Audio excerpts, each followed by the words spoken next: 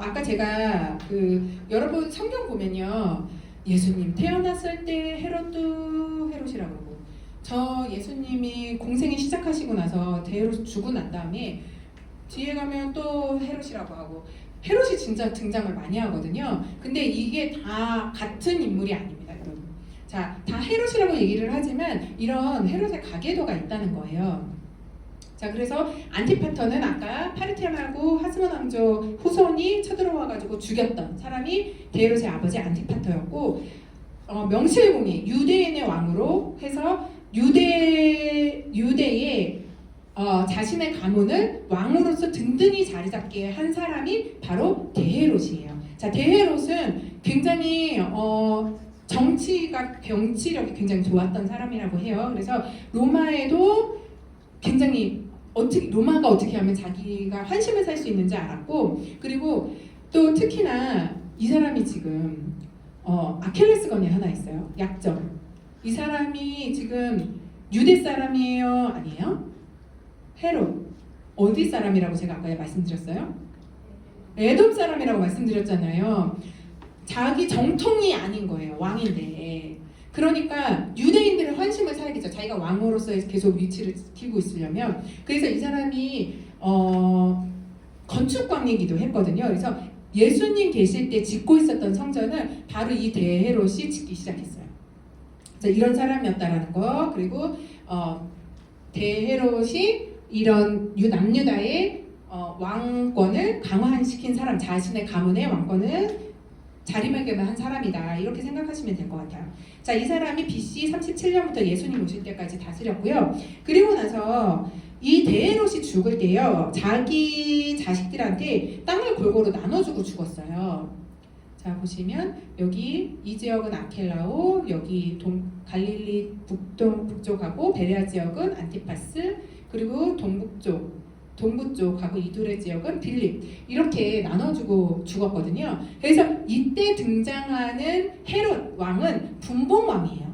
분봉왕, 나라를 땅을 나눠줘가지고 다스리게 해서 이 사람들을 분봉왕이라고 불렀어요. 자, 그리고 나서 전쟁을 해가지고 빼앗았잖아요. 로마가 이 나라들을 다 빼앗았잖아요. 그러면 아까처럼 헤롯처럼 이렇게 그 왕이었던 사람을 그래 너 지정해가지고 그렇게 하기도 하는데, 너가 그냥 나라를 다스려 이렇게 하기도 하는데, 마땅한 사람이 없으면 본국에서 사람을 파견해가지고 다스리기도 했거든요. 그 사람을 총독이라고 하는 거예요. 그래서 근데 이제 데헤롯이 이렇게 아들들에게 땅을 나눠줘서 다스리게 했다고 했잖아요. 근데 저기 사마리아 유대 이두메를 다스렸던 저 아켈라오라는 사람이 굉장히 폭군이었나 봐요. 그래서 백성들이 도저히 이 사람 밑에서 못 살겠다 막 이러면서 폭동도 일으키고 로마의 청원도 넣고 막 이러는 거예요. 그러니까 가이사가 안 되겠다, 너 아켈라오 로마로 와 이래가지고 로마로 청원합니다. 그리고 나서 이 지역은 총독을 보내서 다스리게 돼요. 그래서 예수님 시대 때 총독도 등장하고 헤롯 왕도 등장하는 거예요. 총독은 지금 어딜 다스리는 거예요? 사마리아 유대 이두메 지역을 다스리는 사람으로 오게 되는 거죠.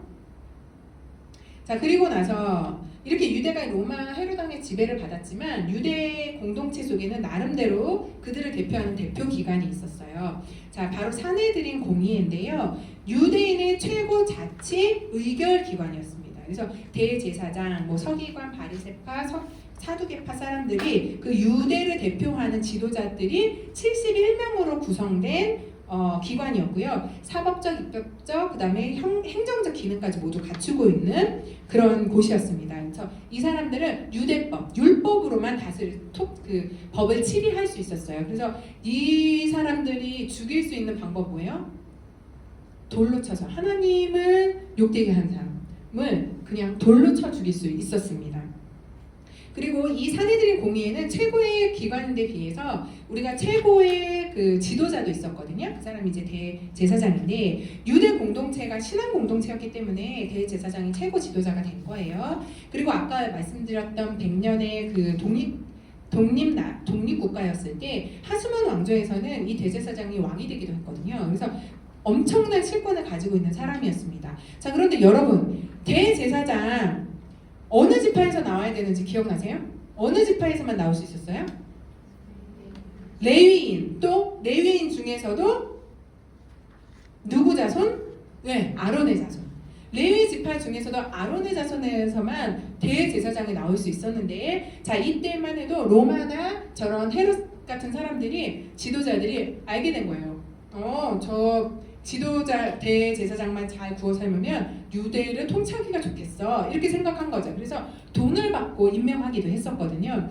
근데 여러분, 대제사장 몇 명입니까 원래? 대제사장 몇 명이에요? 몇 명입니까? 한 명이잖아요, 한 명. 자, 근데 예수님 때 대제사장 몇 명 등장하는지 혹시 아시는 분 계세요? 2명 등장합니다. 네, 그래서 이 당시에 이 대제사장 그룹은 굉장히 타락한 그룹이다, 이렇게 생각하기도 했어요. 자, 서기관은 아까 우리가 하시딤 운동 때 등장한 사람들이다, 이렇게 얘기했잖아요. 공적인 자료를 필사하던 사람들이기도 했고, 율법교사 랍비처럼 율법을 해석해서 풀어주는 역할을 했습니다. 자, 바리새파는 어떻게 생긴 명칭인지 정확하지 않지만 구별되다, 분리되다 이런 뜻을 가지고 있습니다. 그들이 스스로 거룩하다고 생각했어요. 의식상 부정한 것을 엄격하게 구별했어요. 자, 그리고 율법을 연구하고 구약을 계승하려고 했던 종교적인 면에서 굉장히 백성들에게 인정을 받는 그룹이었습니다. 왜냐하면 종교적으로 굉장히 거룩하게 살고 있었기 때문에 민중들의 지지를 받고 있었어요. 이게 되게 중요합니다. 바리새파는 누구의 지지를 받고 있었다고요? 네, 민중의 지지를 받고 있었어요. 근데 정치적으로는 정치 권력을 갖지 못한 그냥 평신도들이었다라고 생각하면 됩니다. 자, 사두개파는 부유한 귀족층이었어요. 그래서 경제, 정치의 고위 관직자들이 많았고요.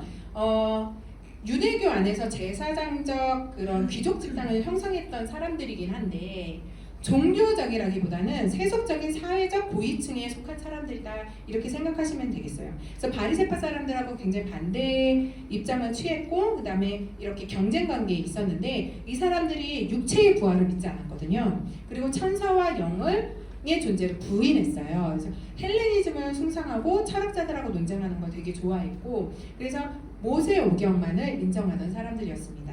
자, 열심당, 한마디로 얘기하면 이제 테러리스트인데, 종교적인 당파라기보다는 열성적 민족주의자들이라고 할 수 있어요. 우리가 아까 그 하스몬 왕조가 그 무력으로 찬탈한 나라였잖아요. 그래서 거기 마카비 활동에 기원을 두고 있었던 사람들이고, 율법에 목숨 걸고 헌신했던 사람들입니다. 항상 칼을 품에 차고 다녔다고 해요. 그래서 무력으로 독립을 이루려고 했던 사람들. 자, SM파는 쿰란 공동체라고도 하는데, 나는 이도저도 싫다 이러면서 광야에 운둔하면서 수도사적 성경을 가졌던 그런 공동체라고 할 수 있습니다. 그래서 세례 요한이 이 SM파가 아니었을까라고 생각하는 사람들도 계세요. 종교 공동체로서 극기하면서 금욕주의 이런 것들을 내세웠던 사람들이고, 그 양피에다가 말씀을 다 필사하던 그런 사람들이었습니다. 그래서 사해의 사본들이 많이 발견되기도 했죠. 그래서 이것이 아마 SM파가 기록한 것이 아니었을까, 이렇게 추정을 하기도 합니다. 자, 이제 신약 읽으실 때 명칭이 나오면 좀 이해가 되시겠죠.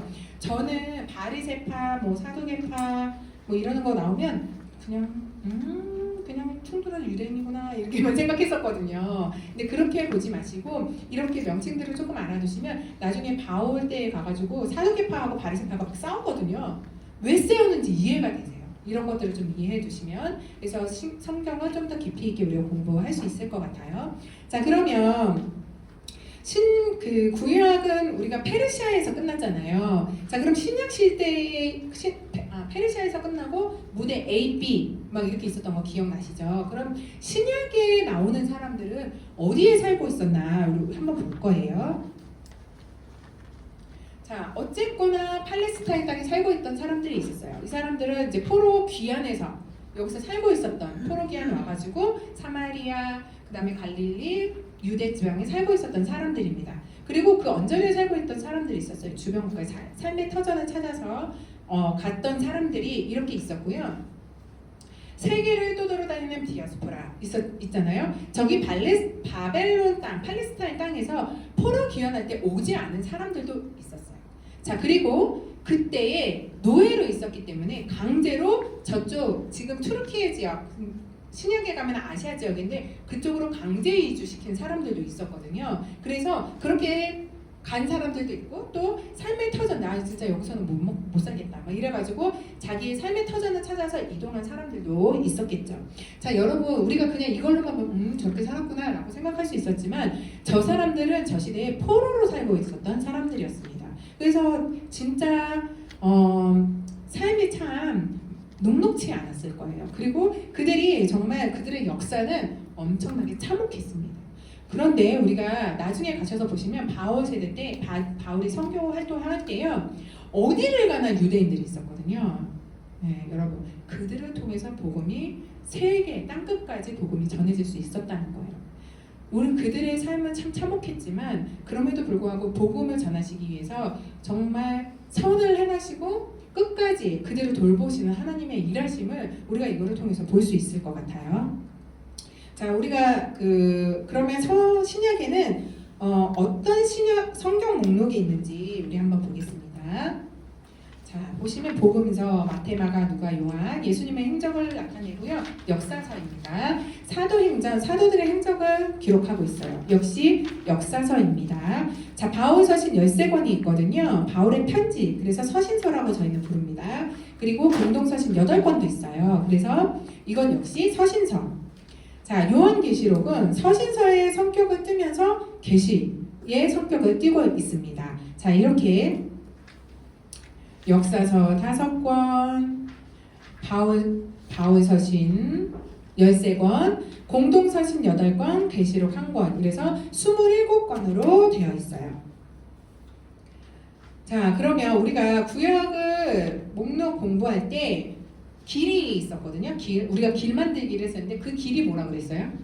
길이. 우리가 성경 공부하면서 우리가 아이디어가 있어요. 길 만들기예요. 길이 뭐였는지 우리 여태까지 했던 거. 자, 길이 역사거든요. 우리의 역사를 통해서 하나님께서 성경을 역사를 통해서 계시하셨기 때문에 우리가 길 만들기를 해봅시다. 이렇게 얘기를 했었어요. 그래서 역사를 통해서 길을 쭉 만들었잖아요. 창초민스 사사마 대란을 끝내고 포로 귀환하고 난 다음에 지금 현재 우리가 신구약 중간사까지 갔단 말이에요. 이제부터 우리가 길을 또 만들어서 예수님의 행적과 사도들의 행적들을 쭉 살펴볼 거예요. 예루살렘 교회의 가 나타나고 그리고 바울이 선교하고 그리고 사도들이 어떻게 활동했는지 어떻게 서신서를 남겼는지에 대해서 우리가 쭉 보게 될 거거든요. 자, 그러면 우리 지금 현재를 살고 있는 이들의 길을 쭉 따라가다 보면 지금 현재 2024년 우리 살고 있는 하나님 나라의 백성들 우리의 위치가 보이겠죠. 이렇게 길을 쭉 따라 구약부터 창세기부터 쭉 시작해가지고 우리가 신약을 지나면 지금을 살고 있는 우리들의 위치까지도 보일 겁니다. 자, 우리는 지금 현재 요한계시록의 예언만을 남겨두고 있는 상황이에요. 자, 그래서 여러분이 성경을 읽으실 때 창세기부터 시작해서 요한계시록 끝까지 그리고 우리들의 위치까지 볼 수 있는 그런 눈이 길러지셨으면 좋겠습니다. 자, 그런데 17페이지 딱 가보니까 방가로 3번에 난제 이렇게 되어 있어요. 여기서 어려움이 있다는 거죠. 자, 하나는 사복음서를 어떻게 하나로 만들 것인가예요. 사복음서가 내용이 모두 똑같지가 않거든요. 어떤 이야기는 마태복음에는 있는데 요한복음에는 없는 내용이 있고 요한복음에는 있는데 누가복음에는 없는 내용이 있단 말이에요. 그리고 이 오병이어처럼 모든 사복음서에 다 기록되어 있는 애들도 있어요. 자, 그러면 우리가 이거를 어떻게 하나로 만들 것인가에 대한 어려움이 있다는 거죠. 또 사도행전도 마찬가지예요. 사도행전에서 우리가 이렇게 쭉 지나가다 보면 중간중간에 이렇게 바울 선생님이 막 서신서를 남긴단 말이에요. 그것들을 어떻게 처리하면서 갈 것이냐라는 건데 우리가 일단 저희가 사복음서랑 사도행전 하면서 더 자세하게 말씀을 드리겠지만 일단 예수님의 행적을 시간 순서대로 한번 나열해 보자는 거예요. 이렇게 중복되는 건 한 번만 쓰고 처음 나오는 이야기는 시간 순서대로 그 가운데 끼워놓고 이렇게 해서 예수님이 탄생하신 것부터 예수님이 승천하시는 거기까지 우리가 시간 순서대로 쭉 나열을 해서 예수님의 행적을 한번 살펴보자.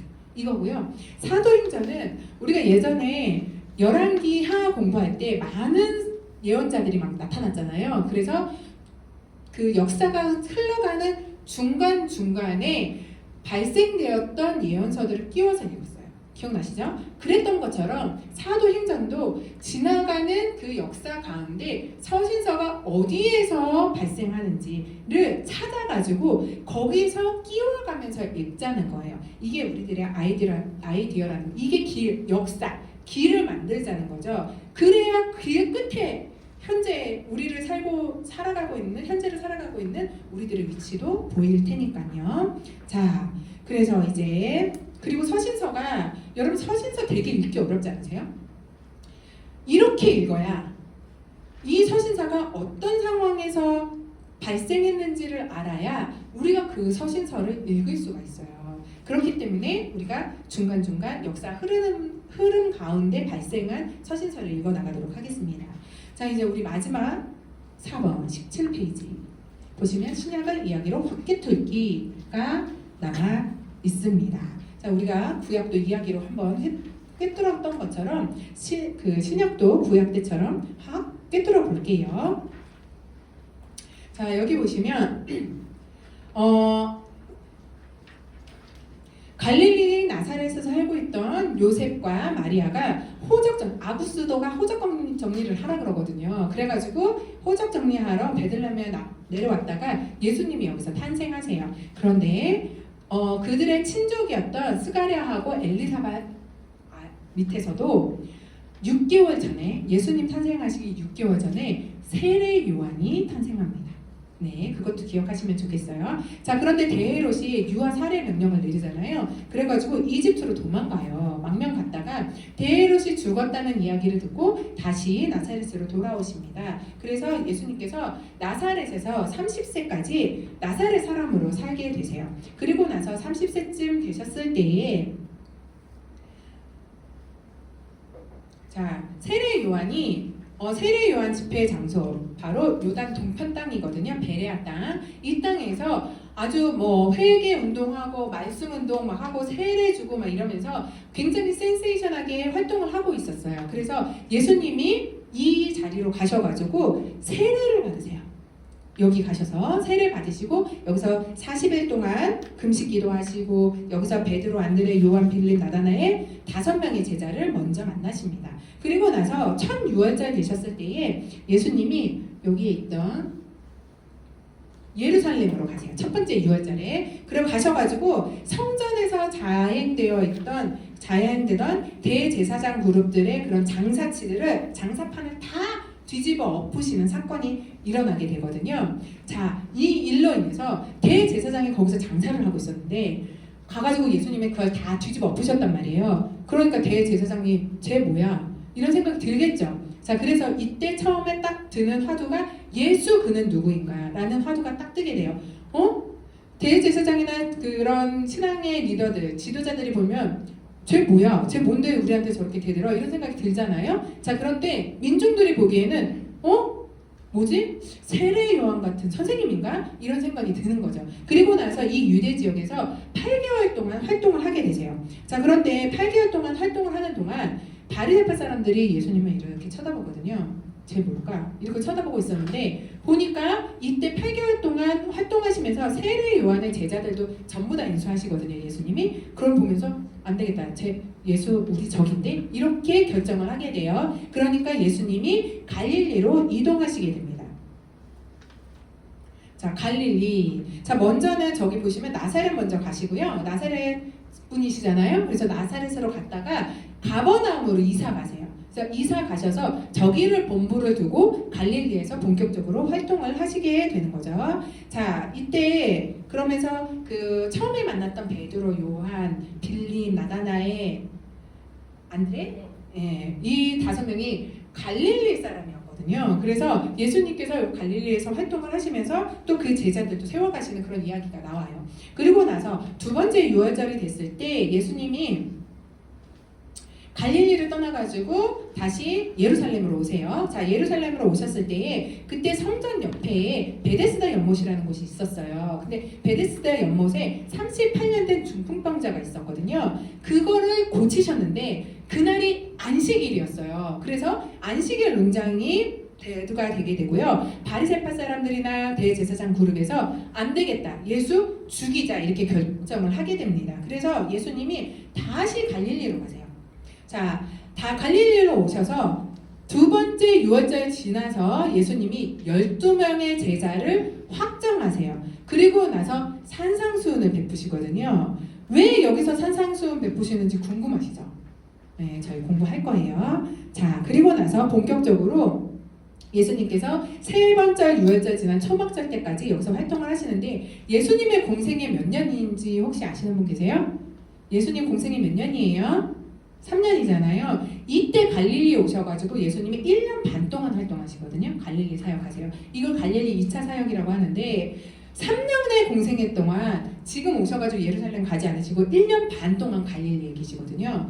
굉장히 오랫동안 계시잖아요. 그래서 이때 이제 전부 갈릴리의 사역을 전부 다 갈무리 하십니다. 그리고 하시기 전에 이제 세 번째 그 유월절 왔을 때에 예수님이 저기 보시면 베세다라고 되어 있어요. 그래서 베세다 들녘에서 오병이어 그 기적을 거기서 일으키시거든요. 그리고 세 번, 원래는 유월절에 매번 예루살렘으로 가셨는데 세 번째 유월절에 가지 않으세요.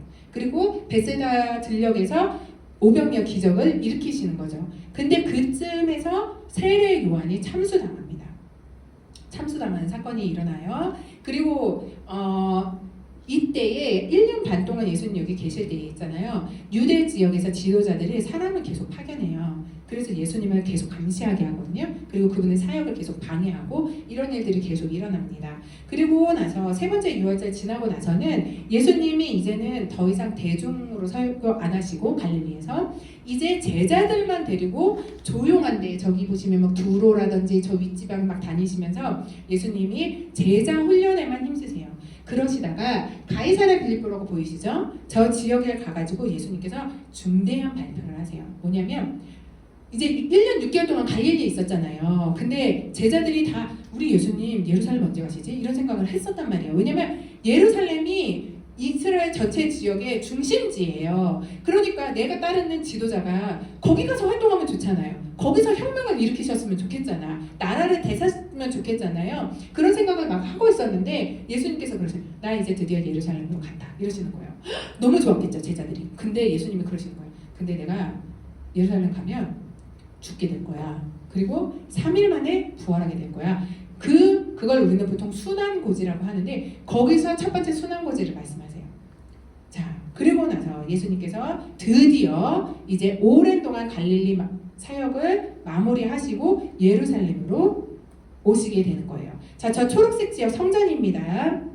그래서 성전에 오셔가지고 그 초막절 때 또 수전절 때 성전에 오셔가지고 이제 말씀을 전하시게 돼요. 그리고 나서 자, 그런데 저기서 막 말씀을 전하시는데 저 예루살렘, 저 성전이 어떤 곳이에요? 자, 유대인들 대제사장 그룹의 본거지잖아요. 저기 중심지란 말이에요. 자, 아까 제가 말씀드렸죠. 예수님이 갈릴리 가셨을 때 바리새파들과 그 대제사장 그룹이 예수님 죽이자, 그래서 갈릴리로 가셨다 했단 말이에요. 그리고 나서 오신 거예요. 자, 그러니까 유대인들 눈이 시퍼래가지고 예수님을 보고 있겠죠.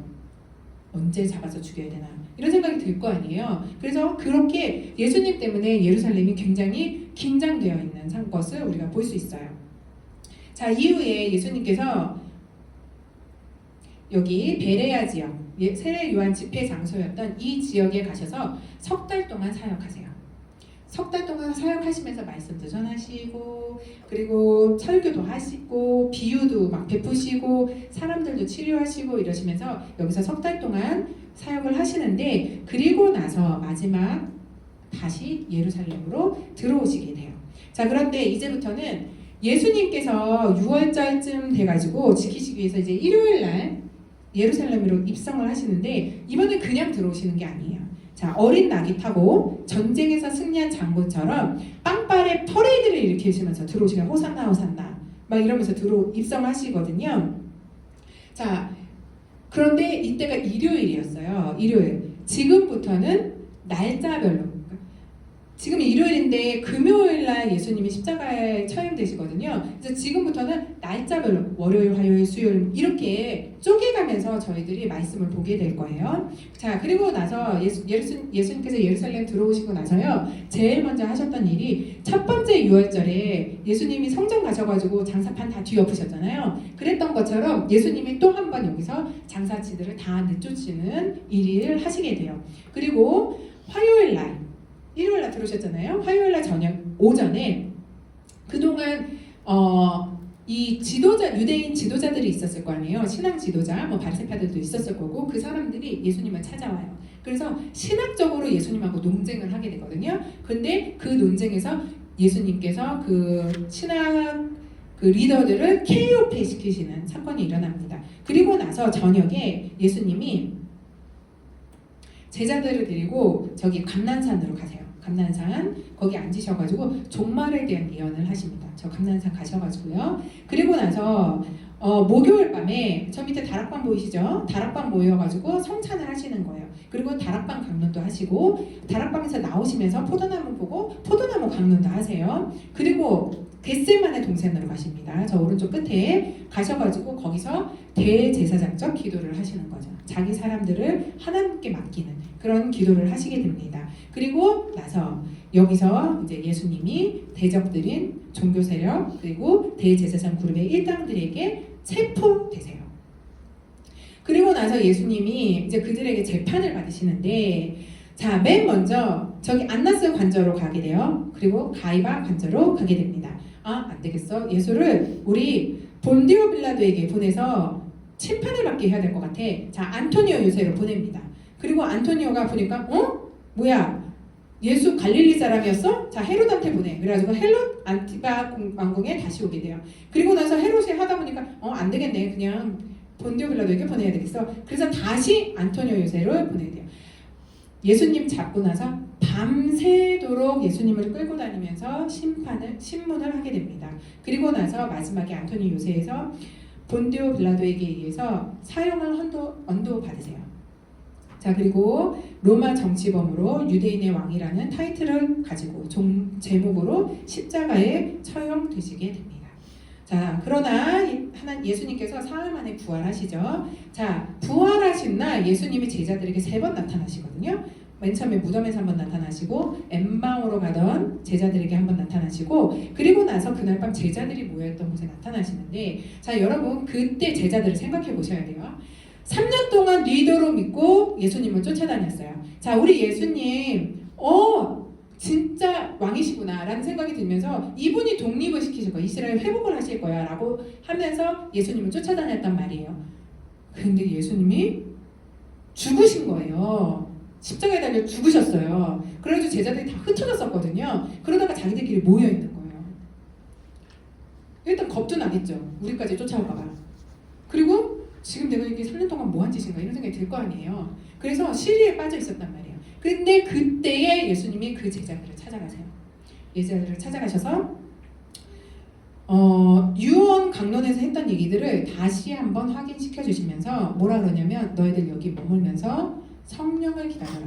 그리고 내 증인이 되라. 그러시면서 사라지세요. 자, 그랬는데 제자들이 이렇게 보니까 너무 힘든 거예요. 도대체 여기서 뭘 해야 되는지